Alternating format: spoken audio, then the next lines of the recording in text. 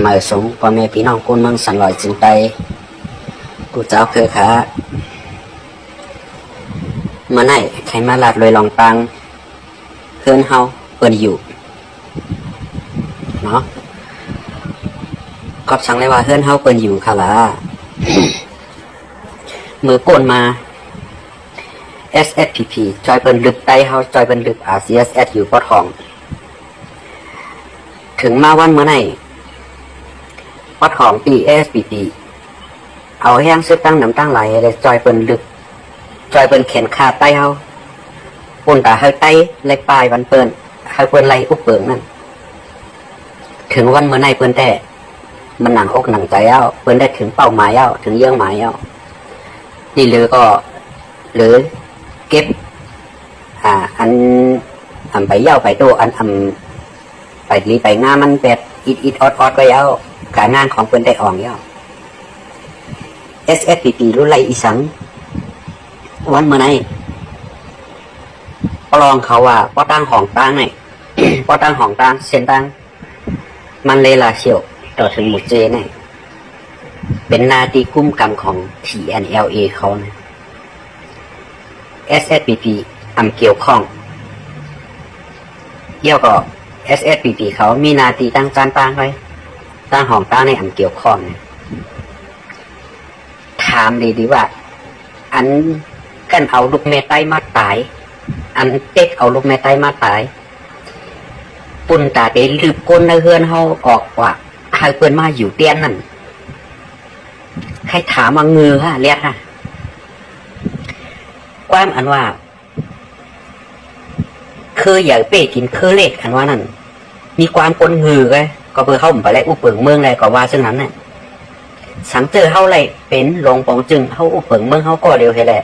เฮาเฮ็ดดีเขาอันนั้นเป็นเมียวหนึ่งอ่ะอันนั้นเนี่ยสังเกตเลยว่าเจ้าคือใหญ่เป้กินเจ้าคือเล็กมือเดียวไหนไตก็ดังตุกลุกขึ้นกูเจ้าคือในเมืองไตก็ตึกลุกขึ้นสมัครเอาเจ้าคือใหญ่เป้กินเจ้าคือเล็กในป้อมเงือที่เด่นรับป้อมเงือที่เด่นเนี่ยหัดลาดออกก่อนซะไหนมีแต่คนเงือก็อันหัดลาดความจังไหนตกคนดังหนำนะเจ้าคืออย่างตีกินเจ้าคือเลยเถอะก็ดักก่อนลาดในก็อันดินลาดในก็พิมพ์มาละหน้ามาเอากว่าเอาปนมาสีฮาวันเนี่ยก็เปิดวายสังก็เปิดมันเป็นเมืองไต้เจ้าผ้าเมืองกุดเจ้าผ้าเมืองมิดเจ้าผ้าจอกเมเฮามีเป็นเมืองไต้อะซ้ำเอาไต้มายื้อไต้เหลือบไต้เหี้ยวเฮาเปิ้นมาอยู่ในเฮือนไต้เนี่ยตึกแต่ว่าเฮาในแก่น่ะแดดหนายฮะอำป้อนะถึงวันเมื่อไหร่ตั้งแต่ว่าไอไลตอนหนังเงือมาเป็น2-3 ปีเดียวเนี่ยหันเงือสุดมันเนี่ย3 ปี 4 ปีอ่ะยังไปป้อตึกแต่เงืออยู่ที่เนี่ยตึกว่าไอไลคนใน SSPP เขาอันดีมาอยู่ป้อตั้งปางลงราคาเนี่ยว่าเขาแต่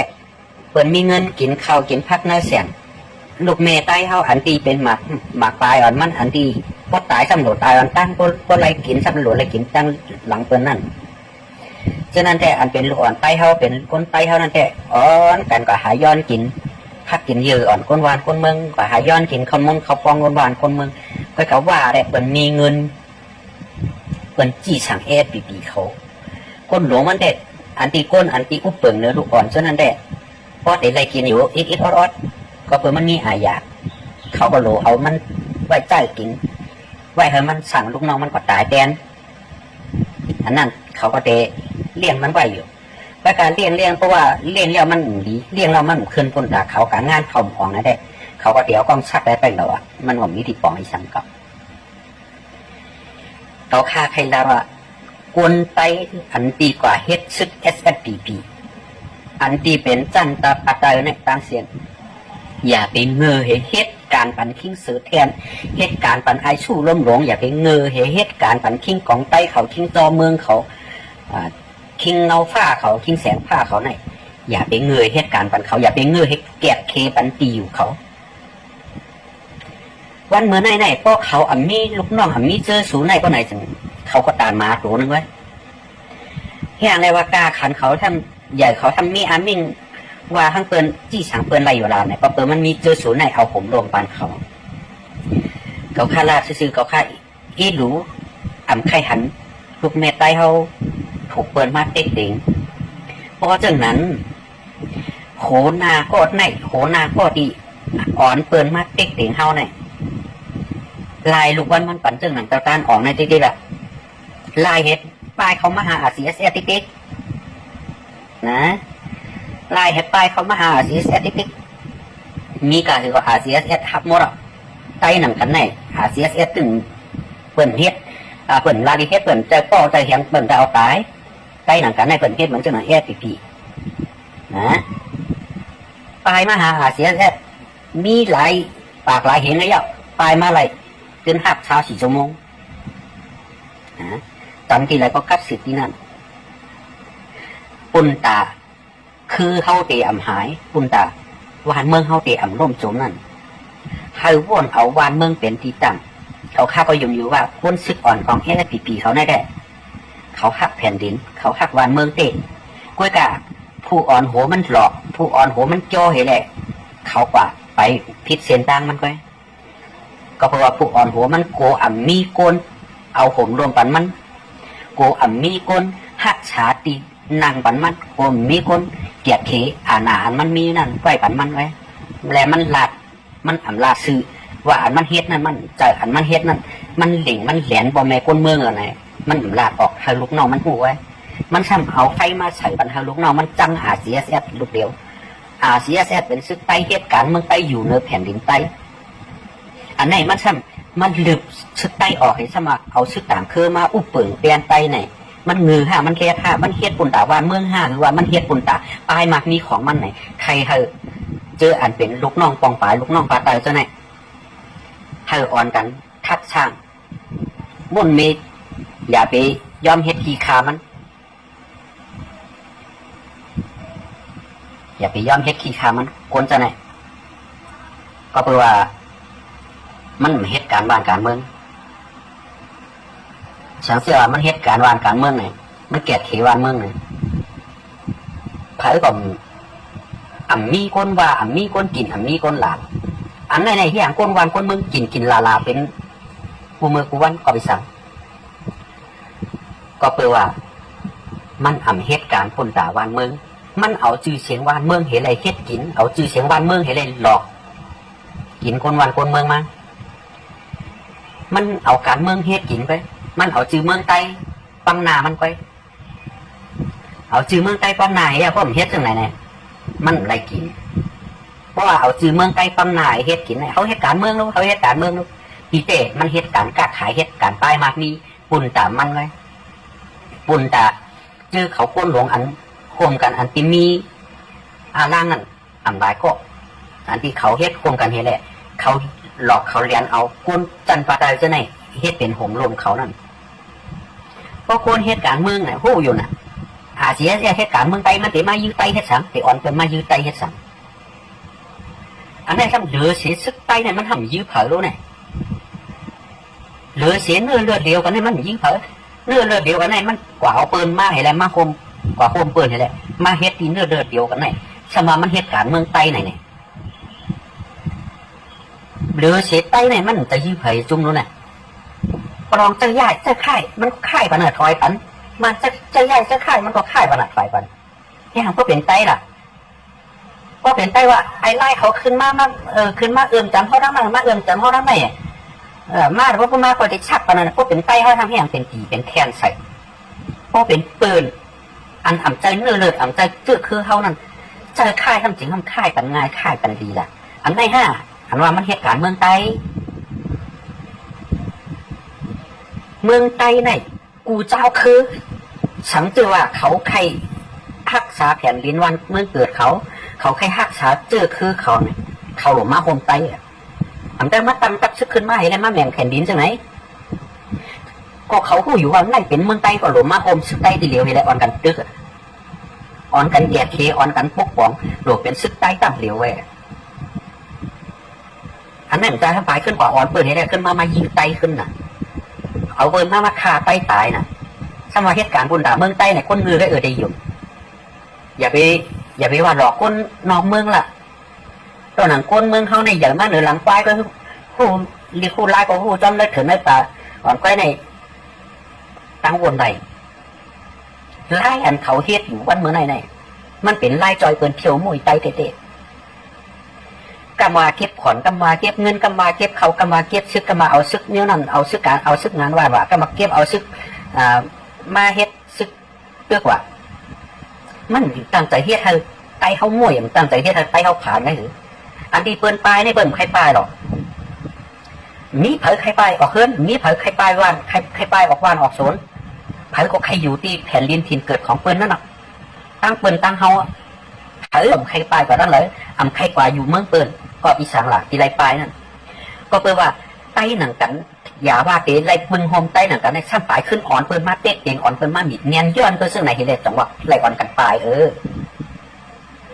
จะว่าด้วยหันวันเป็นเมืองเปิ้นคืออย่างไรอ่อนกันปลายกว่ามันจะพวกคำเลือดอ่อนนะคำปลายดอกก็เปิ้นว่ากว่ามีกว่าเนียนกว่าติ๊กกว่าเตียงเขาติ๊กกำเข่าอ่ะกำเงินว่ะกำขอนนั่นขอนไหนกว่าเก็บกว่าติ๊กกว่าเตียงเบิ้นเป็นรายวันมันเมื่อเดี๋ยวไหนมันจองว่าคนมันคือมันอยู่เหตุตายที่ไหนจ้ามันกว่าสู้เหตุตายดังหนาละตั้งเพราะกว่าดังหนาหัวมันเกิดตายตีลีดังหัวไหนใครก็จ้างกามกว่าดังหนานั่นน่ะเอากามบายกว่าจ้างด้วยดังหนานั่นน่ะคนเมืองไต้ก็เป็นนั้นน่ะเมืองไต้ปวดหัวเมื่อเดี๋ยวในไอ้วันไต้เนี่ยห้ามไหนเมื่อเดี๋ยวอันในวันไต้ตั้งเมืองไต้ปวดหัวเขาไหน7-80ไหนวันห้ามอย่างวันไต้ถ้ามาพอไต้ไปก็เปิ้นมาอยู่ว่าเข้าไปก็เปิ้นมาเตี้ยนเผยเต็มไปคุณเงือก็อยู่ปันเปิ้นเตี้ยติ๊กตอนนั้นอยู่นะแคมก้นปลายเพไหนตั้งที่ก่อนเจ้าเงี้ยของคนเฮ็ดซึกแทงหรือตั้งเมืองให้มันเหลือเห็นมันจะมีอีสังแทงคนเท่าอาซาคาฮกเฮ็ดใช่ไหมตึกเก็บมาเฮ็ดซึกอยู่เขาเทใครอยู่ล่ะก็เปิ้นมันป่นทีป่นแหลมมันหนาอย่างอันดินมานเขามาติดเตียนใต้น่ะเขาก็ปองใจอยู่ว่าอ๋อมานเขาเนี่ยก็อีสังแรกเขามาเป๊ะกินเท่าไหร่ก็เพื่อว่าเขาใครไรแผ่นดินเขาใครกู้เปิ่งหรือเขาใครเฮ็ดเขาโกนเมืองเขาได้ย่อมอยู่แต่เขาด้วยมีการต่อต้านอีสังเห็นเลยเขาจะเป๊กเตียงเขาไหนอันนี้เขาก็ปองใจอยู่แซ่เมื่อการที่ว่าเป็นซึกใต้เขาได้เป็นตับซึกจึงใต้ในเสียซ้ำอ่อนเปิดมาตึกอ่อนเปิดมาเหยียดกินหัวไตอ่อนเปิดมามันหรือพวันเมืองไต้ห้ามอันไหนจึงว่าเหตุการณ์ปุ่นด่าเมืองใต้ทั้งเรือสิใต้มันก็ซ้ำกว่าหายอีกเผอเรือสิใต้มันก็ซ้ำลึกหรือล้ำเผอไหนอันในอันที่ว่าคนเหตุการณ์วันการเมืองใต้เรือสิใต้มากมีมันในมันเหตุอีสังยุ่งค่ะล่ะว่าแม่พี่น้องเลยลูกน้องจันปะเตยเพราะว่าโหนาสูงก้นเลยก็อยากที่ว่าสั่งให้ยื้อใต้หนังกันนะเนี่ยเรียนมันหนังตาเรียนโหมันหนังตาเม็ดเดี๋ยวมันจนก๋วยเอาอะมันยุ่มไรก็โขมันก็เหมือนจะเมียนมาปิ่นมันนะกาเป้มันใครยาล่ะคือมันตีเฮาจื้อคือเปิ้นมาใหญ่เลยเฮาตีเลยตกลูกหลานเฮาตีเลยตกเป็นขี้คาเปิ้นคาที่เปิ้นกว่าวันตาเมื่อนั้นถ้าเฮาคามันเปียกก็เร็วเห็นแหละเฮาให้ลูกหลานเฮาไรมีลองขางห้างเนื้อจากการของเขากว่าตั้งนานนั้นมันดีกว่าเหรอพอคนเจอไหนคนก็เจอไหนอันที่สั่งให้มาเฮ็ดตีไตจะไหนพอเขาเจอในอ่ำตายลูกเมไตเขาติดตายกันแทงเป็นหมื่นเป็นแสนพอเขาเจอในตายก็เหลียวลูกไตเขาติดลูกเมไตเขาติดหลอดก้นเป็นหมื่นเป็นแสนตีเอาอันไรครับลูกเมไตเขาพอแม่คนเมืองไตเขาเพราะว่าคนเจออันที่เขาสั่งการสั่งงานให้เขามายืดไตเขาอะไรเนี่ยพอเขาเจอในจะมีคนไหนแต่หนังกาเขามีหนังกาเขาหามาอะไรนั่นหนังกาเก็บเขามาอะไรก้นนั่นเขาที่เอามายืดได้ทีเดียวก้นเขาในติดตายกันที่เป็นน้ำอันตายมันเป็นน้ำเพราะว่าก้นจะไหนตายกว่าก้อนนึง2-3ก้อนที่เขาที่สังการงานอะไรเนี่ยพวกเขาจะไหนตายกว่านั้นก้นเขาในเมืองใต้เขาอันที่มีเป็นหมื่นเป็นแสนนั่นติดหลอดกันติดหลอดกันที่เอาจะหือขนาดว่าแม่พี่น้องเขาต่อค่ะว่าไต้เขาหนังกันได้เขาเฮ็ดเหมือนจะหนังเป็นอย่างสู่กันมาหลายปากหลายแห่งปี อเป็นเปืนพวกไหนได้เต้ค่ายที่ไหนค่ายที่นั่นเต้ถอนที่ไหนถอนที่นั่นอันไหนซ้ำว่าเขาในเหตุการณ์เอาหน้าพวกเหตุกันเตือนอันไหนเขาพ้องเขาในพ่อแม่คนเมืองเป็นพ่อแม่เขาแน่นะหันตีว่าเฮ็ดให้คนเมืองเขาได้อยู่นั่นก็ข่าวว่าแต่พ่อแม่คนเมืองเขาหรือว่าอะไรเอาหมวกลูกหลานเป็นสังเสื้ออันที่เขามาเฮ็ดในเขานั่นอันที่เขามาเปลี่ยนเลี้ยวนั่นเป็นสังเปลี่ยนเลี้ยวก็เอาของเอากลางเขาเองมาหาอาเซียทีนี้เข้ามาหาอาเซียทีนี้เพราะว่าเขาอาคู่เฮ้แหละเขาที่หาตั้งเจ็ดแหวนตั้งเนี่ยก็กองซ้ำแปดไม่รู้เห็นนั่นฮะเขาก้นหักหลังเจอจานให้หันอยู่ขนาดเจ้าต้านอ่องตายกว่านั้นมีกาก้นยุ่มก้นโขแผ่นดินวันมึงสูงขึ้นมาแห่งเป็น10 วาบนเนาะมีกาก้นกดโหใจวันมีกาก้นกดนายยุ่มนายใหญ่วันดังนั้นเจ้าต้านอ่องตายก็สังก็เปว่าก้นบ้านก้นเมืองไล่ตุกฆ่าย้อนเขาไล่ถกเขาเต๊กติ๋งมาหนาพ้นตีแหละมันเหลือใจก้นวานก้นเมืองอะไรเป็นจังว่ามันตายกว่าก่อนเดียวมันตายกว่าก็โจมเย่าเนี่ยมันหมายความมันว่าจังนั้น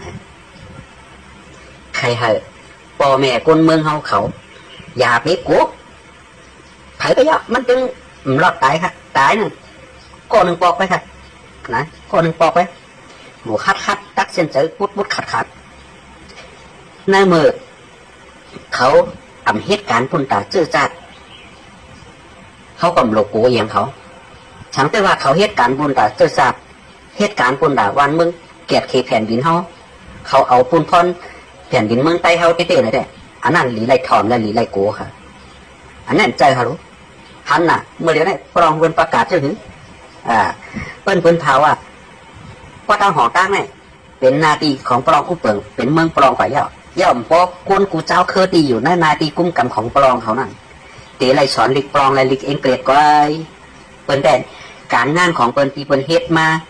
ตีเปิ้นก่อตั้งตั้งซึกมาเมื่อปี2009 ต่อมาถึง2022การงานของปลองเขาได้ออกกว่ายาว SSPP ได้ก่อตั้งซึกมาเต็มเมื่อเห็นเก้าปาก64 ปีในก็58 ปีไปเข้า59 ปีเอาในกว่าด้านหลังตึกปันปีอยู่ที่วันให้นั่นก็ไปมักมีขึ้นใหญ่การหุ่นมุ่นขึ้นใหญ่ก็มีเอาที่วันให้นั่นทีเดียวก็เฮ็ดข่าวดังเห็นมาข่าวดัง50 กว่าปีในห้องเห็นเจอจัดไตอะไรมีเหตุอีกปลอมเขาเป็นตึกหาหิมไรมาตีอยู่กันอีกออดไปเปิ้นมาปกป้องปันลูกอ่อนเปิ้นปกป้องปันเพราะว่าลูกอ่อนเปิ้นนั่งหือลูกหลานเปิ้นพอดีหมอฮักเจอฮักคืนนั่งหือลูกหลานเปิ้นพอดีหมอทิ้งเจอทิ้งคืนนั่นเปิ้นเนี่ยปืดคงเห็นคนเจ้าคือหลายก็อยากที่อยู่ในนาตีของนั่นตีกาเตไรสอนลิกของปลองเขาเนี่ยเปิ้นปกป้องเขาว่าของลูกหลานเปิ้นปกป้องปันอาณากาของวันเมืองเปิ้นของนาตีเปิ้นเนี่ยเปิ้นเฮ็ดแต่นั่นSSPP เนี่ยช่ำกลุ่มขึ้นมาแขนไตกลุ่มขึ้นมาพิษไตกลุ่มขึ้นอ่อนเปิ้นมาเลือกลึกไตเหตุใดการวานการเมืองการปกป้องลูกหลานเฮาปุ่นตาอาณากาพันว่านั่นก็มีสิเสื้อสีเปิ้นเหมือนกันห้ามปลายมาก่อนเป็นเพียวมุ่ยเนื้อเลือดจืดคือตัวเก่าในตัวตัวเก่าในเล็กหนาแก่หนาไหนอันไหนไผ่ตัวคนที่อยู่นอกเขาเหตุตัวเนี่ยไผ่ก็ว่างูกูโกยเอาไผ่ก็ว่างูกูโกยเอาลูกอ่อนอมมือตัวก็เลี้ยงว่างูเถียงนะหากถึงคนเสื้ออันที่เป็นใจปีนะอันที่ว่าปีลีสนั้นเนี่ยบกตังมาข้าวตั้ง58 59 ปีโฮงเฮนไตมีกี่เหล่าห้องยาไตมีกี่ไหนมีเงาจึงก็อยู่ในกลางเปิ้นมาบางจานก็มาตึกม่านเขามาก็ต้องออกก็ตึกว่าก็ต้องห้องว่าตึกร้อยตั้งใจห้องว่าออกตึกกู้กันเป็นแท็กซี่อยู่ในกลางเมืองเนี่ยช่างไปป้อยานสู่อยู่เพราะว่าวันให้ตังอยู่แก๊กเล็กในกลางนี่แหละมานเขาอยู่เมืองสู่อยู่ตั้งเมืองนางก็ตั้งเมืองหนองเกซีก็ตั้งวันว่ากองลังเมืองใหญ่ก็เป็นมานกว่าให้เส้นมันนี่หือขึ้นใหญ่เพราะเป็นปิกล้อมแบบม้วนๆไปไหนโหอยู่นะว่าดังมานเขายื้อกันเนาะว่ามานล้อมห่อใบม้วนๆเห็น ลาตีว่ากันเดี๋ยวว่าสุยาเป็นมาเกาเขาได้เพียวมวยเขาสุยาเป็นมาเกาว่าสุ่มใครมีปัญหาว่าสุ่มใครมีนาตีอุปเปิงอยู่เป็นอำนาจเราได้เข้าไว้เยอะเป็นอยู่จ้องนอกมันเห็นแหละเอา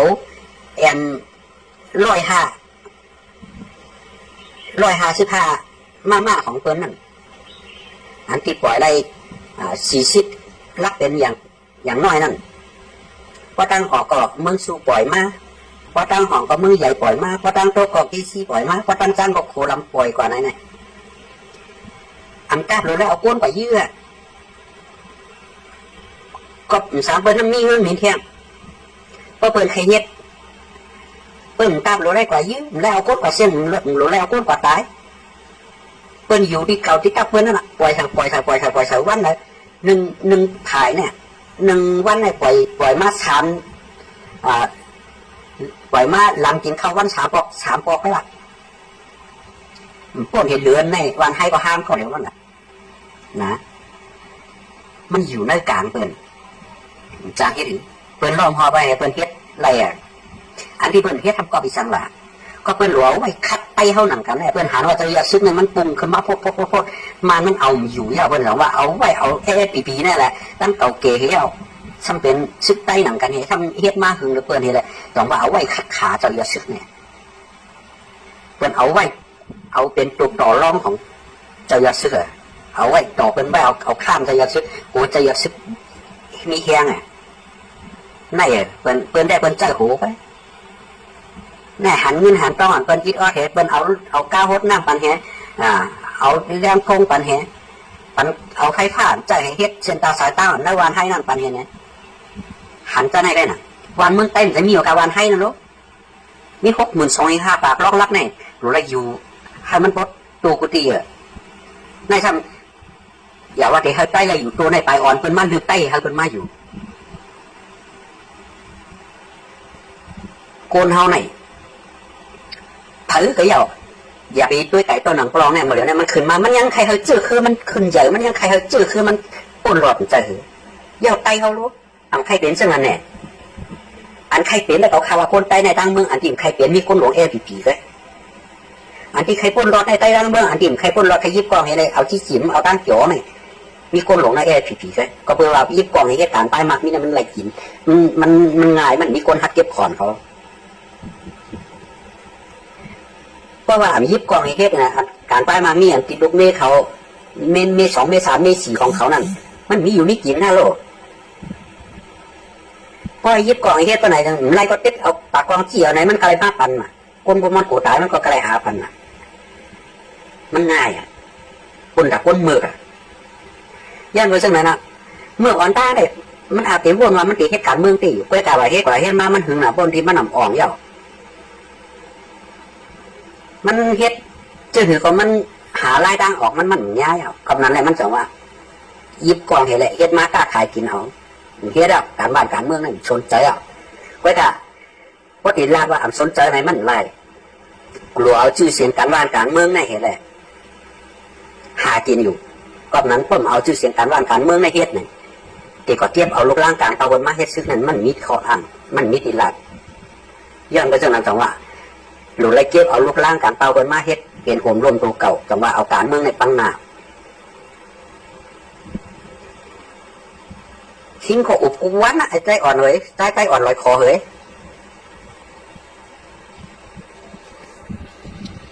ใจอยู่อันว่ามีไฟฟ้ามีหังกล้วยนั่นน่ะกล้วยกาวเงินมันอ่ะเหมือนจะหนังใจอ่อนว่าใจยอดซึกเป็นนั้นเป็นในไหนใจยอดซึกเหตุการณ์เมืองมาเป็นเมื่ออาสา16ใจอ่อนถึงมหาตรงหนึ่งข้าวตั้ง2-3 ปีนี่ก็ไปตั้งขี้ตีนเปิ้นหรือว่าเปิ้นน่ะก้นหวานก้นเมืองในเป็นตัวออกว่าเหตุการณ์เหตุการณ์เนี่ยคนอันตีกว่าหาปั้นเป็นชิ้นเป็นเสื้อเป็นกินในแค่อันตีว่าเขานั่นดีเขาเฮ็ดถูกจังนั้นจังไหนนั่นใจอ่อนก็ฮู้ว่าในพื้นที่ของปีเขานั่นว่าคนนอกเมืองเขาเป็นหันกาถือเป็นหู้กาถือยาวอันที่ว่ามีโครงห่วงยาวมีกาถืเนี่ยคนนอกเมืองเขาเป็นยังหู้แต่ว่าใจอ่อนหู้หรอใจอ่อนเค้นหู้ ก็การเฮ็ดเพียงรับหูรับตาให้แหละว่ามันเฮ็ดสมันช่างตีอยู่มันไรก็เพิ่มมืออ่อนตั้งไรเอาเพิ่นไว้น้ำลาบ้าดาปลอมลาแอผีไว้น้ำก็ไม่ใช่มันเราว่ารับหูรับตาให้ลาถึงที่มือวันมาไหนพอเป็นก็ใจเตะก่อนลาไทยไปหักกันหันกูเมื่อกูวันไหนใส่ข่ายกันให้พิกกันไว้พอเป็นลูกแม่ไตเตะพอเฮ็ดกันเพราะว่าอันหักคนหวานคนเมืองไตเตะว่าไหนจึงถึงมันจะพิษกันต่างไรก็ยับเข้าหรืออะไรอยู่ในเกณฑ์การมันเห็นลาบให้มันอยากให้มันเป็นปัญหาอันไหนลาบมาก็เข้าเป็นไตหนังกันอ่ะว่าปิดอาเซียนอะไรให้ไหนลาบมาแต่ละกรรมก็ใครให้เป็นปัญหากันก็เดียวโอ้จำเมื่อเลยถึงตีมันอ่ะก็อยู่มานั้นมันหลังตั้งอ่ะนั่นนะปีนั่นก็อยู่มาเดี๋ยวเมื่อปี2535-36เนี่ยก็อยู่นั่นอยู่ที่ไหนได้ยังตึ้นมีการปกป้องคนวันคนเมืองก็หาย้อนกินได้กูเมื่อกูวันน่ะเราอยู่มานั่น8 ปีอ่ะใช่ก่อนนั่นก็นั้นได้ก็จังว่ามาอยู่ซ้ำอาเซียนแต่แหละเหมือนตาไหนมาแค่มันย้อนเหมือนมันเฮ็ดการวางการเมืองอ่ะมันจะว่าเกาหลีจังเขาอะไรก็ออกมาจะคำเฮ็ดการเมืองอะไรก็ออกมา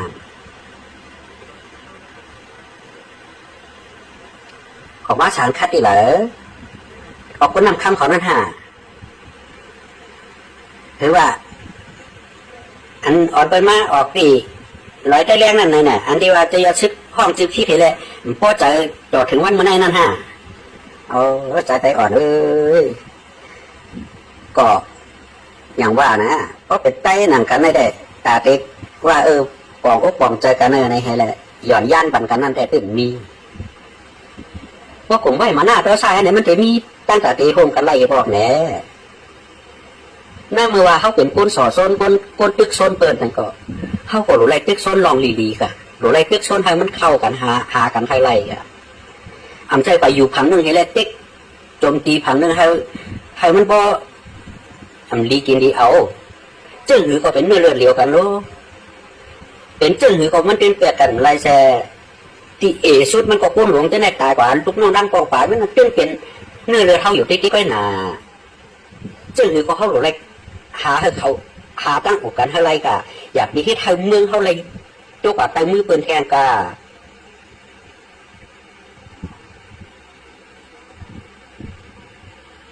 ก็สูเป็นคนสอสนบนนั่นเลยสมอ่อนเป็นสารคัดล่ะอีผู้สนอาเซียนขามตึกกะว่ามันจะปีอ่อนเป็นมาต้องเก็บมีการตื้อสังเกตว่าปีมันจอยปลองในต้องเป็นบางตึกใต้ต่อไปอันที่เป็นบางตึกขึ้นมานั้นมันเป็นก็เผยแล้วเป็นขึ้นมาใต้อ่อนประคันเจ้าเนี่ยเผยเป็นก็คือบางตึกอ่อนตั้งล่ะก้นของเจ้าหานเอาเจ้าซึกกันยอเนี่ยเปิ้นเป็นมีอยู่ว่าผู้เจนำคำเนี่ยเปิ้นเป็นมีก็ตั้งราเสียวเนี่ยเปิ้นเป็นมีบ่เตะไว้อยู่ยาวกำในเจ้าใจยี่อ่อนเอาตั้งซึกSNAเห็นแล้วเข้ามาอยู่จอมเตียดซึกว่ามาอยู่จอมเตียดซึกไหนก็ก้นปัดหนูเจนำคำนั่นก็เป็นก้นของอาเซียนกว่าเป็นเมื่อปี2006ปุ่นจำที่เมื่อนั้นปี2006ไงปีก็ไปไล่เตะมาปรองก็ไปไล่เตะมาแน่จำที่ว่าเมื่อทับนาทีล่ะย่าเผยซ้ำเป็นก็เปิดตั้งเห็นแล้วเปิดยื้ออาเซียนตอนตั้งเลยจะว่าเป็นปางตึกมาหล่ะเนี่ยอันนี้ผมพูด5ว่ายเสียอาเซียนเลยลงลายมือเสีย2ห้องคนเจออันตีคนเต่าเจ้ากันยอดที่มีอยู่เพราะนั่นอันที่เจ้าซึกใจยี่อ่อนมาเข้าแรงมาเข้าคมอาเซียนเดียวคนเพราะนั่นก็เย็นเป็นอาเซียนนั้นห้องลงมาลาดในปักเปิงของNCA เห็นแล้วขึ้นเมื่อถูกปลองเขาไปตาเห็นเลยมกจะตีเมืองวีตีวันฝั่งเมืองวีนั่นจะเหรอตีมันตรงนั่นย่อเจ้าอยากซื้อขอลาบอยู่นะว่าย้อนอุบยาวค่อยกาปลองในมันอ่ำย้อนอุบย่อโยว่า SSDP เตะหักเจอจัดเจอคือเตะเลยเกปัญหานั่นเกนั่นกังก็ไม่ซ้ำเอาเปล่ามาซ้ำขึ้นเข้ากว่ายกเข้าว่าเอาหนังหือปัญหาของเปิ้นนั่นก็ติมาเป็นปัญหาของตัวเก่านั่นยกเข้าว่าจอยก็ลองเฮ็ดจะมาเฮ็ดบางตึกใต้ต่อใต้จะแหน่ เอาลองตีมันมาบาดเลยอย่าไปเอาลองอันตัวเก่าวนขึ้นมาเลยเอามาใส่เปลี่ยนปัญหาต่อคนอื่นเขากันมาใจนั่นแหละเราเลยอุดน้ำมาใจเนี่ยสร้างปัญหาอยู่เพราะจันหลาเพราะของอยู่เพราะของหลาเพราะจันเมื่อวานว่าเป็ดไตอันเขาล้านเนี่ยก็เพื่อเขาเฮ็ดดีเขาไม่ใช่ว่าเขาจำเขาก็เพื่อเขาเฮ็ดถูกเขาใครเขาขึ้นมีม่วนมีถูกเขาใครเขาขึ้นม่วนมีทางวนเขาเลยเขาว่ามาใจเนี่ยทำอยู่เพราะของก็หลาเพราะจันอยู่เพราะจันก็หลาเพราะของไปมาใจเช่นหนาอยากตาว่าการยากยากคือในมันมีสูอยู่หลายข้อเนี่ยอันตีเฮ็ดให้ไตหันพิษหันเปิ่นกันได้เนี่ย